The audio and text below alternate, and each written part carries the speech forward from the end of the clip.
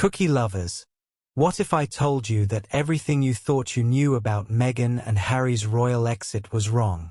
What if the evidence has been hiding in plain sight this whole time, and we've all been looking at the biggest royal scandal of the century completely backwards?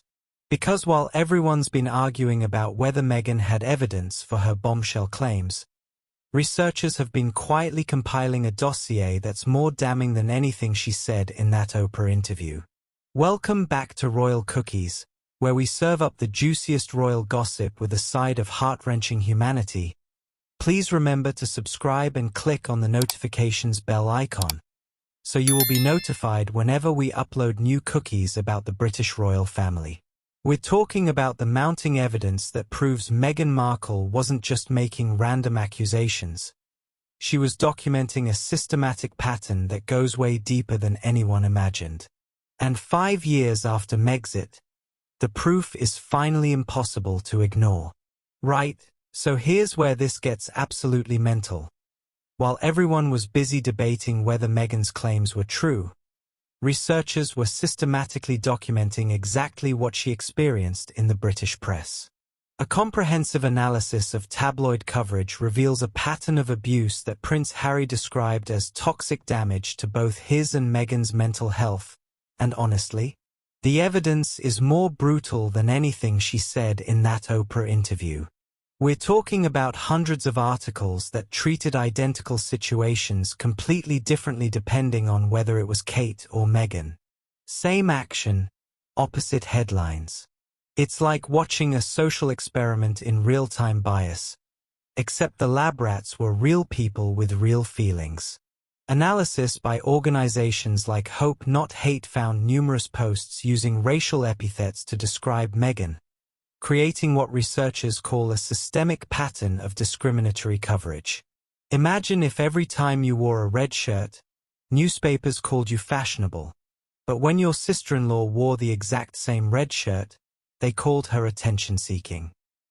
Now multiply that by thousands of articles over several years, and you'll understand what Meghan was dealing with. The kicker: critics claim no evidence was provided, no names given for her allegations, but academic researchers have literally written entire books documenting the systematic nature of the treatment she received. The evidence exists. Some people just don't want to see it.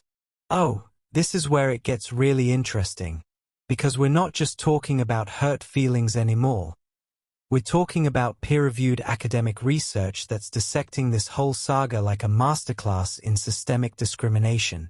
Scholarly analysis has applied existing paradigms of systemic racism to assess Meghan's treatment by the royal family and British media, using what researchers call the white racial frame to examine contemporary racism in the UK. Let me break this down for you. While royal commentators were dismissing Meghan's concerns, actual academics were like, hold up, this is a textbook example of institutional bias, and we're going to document every single instance.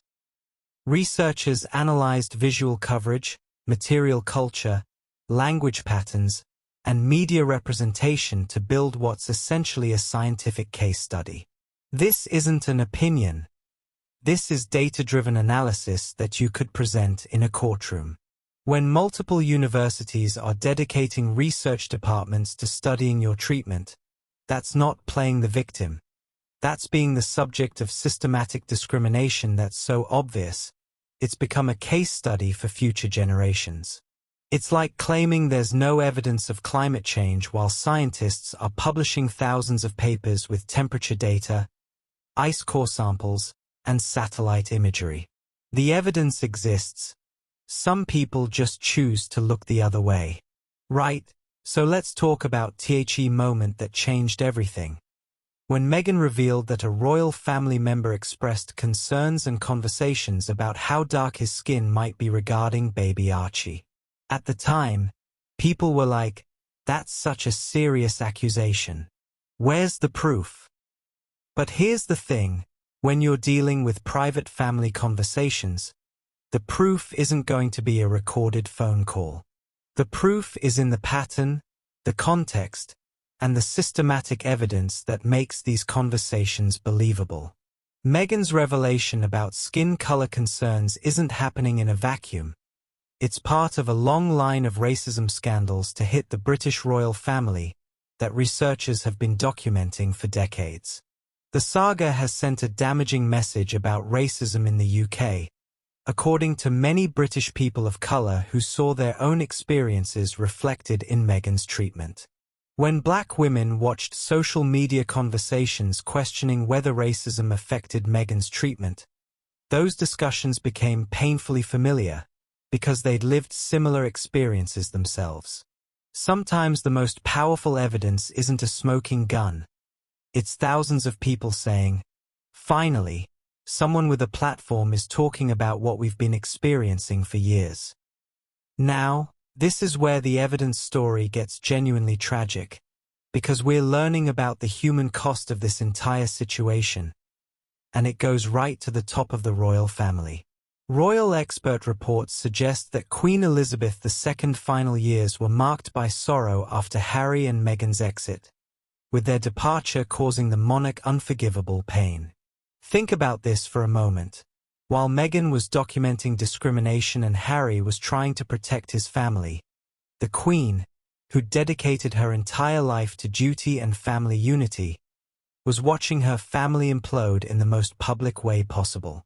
The evidence suggests the Queen was caught between institutional constraints and genuine affection for her grandson. She couldn't publicly acknowledge the problems Meghan faced without undermining the institution she'd spent 70 years protecting. Expert analysis suggests the bridesmaid dress dispute between Meghan and Kate was the beginning of the end. What seemed like a minor wedding disagreement became symbolic of deeper institutional failures. It's like watching a family restaurant torn apart by a discrimination lawsuit. Everyone loses. Drop your thoughts in the comments below. I want to know if you're Team Sophie or if you think I'm seeing green where there's just good fashion sense. If you're obsessed with royal strategy and environmental impact like I am, make sure you're subscribed to Royal Cookies because we're serving up the most sustainable royal content on YouTube. And remember, in a world full of fast fashion and royal scandals, sometimes the most revolutionary thing you can do is wear your values on your sleeve, preferably in a gorgeous shade of green. Sophie's proving that environmental activism isn't just about what you do, it's about who you become. Until next time, keep munching on those eco-friendly royal cookies.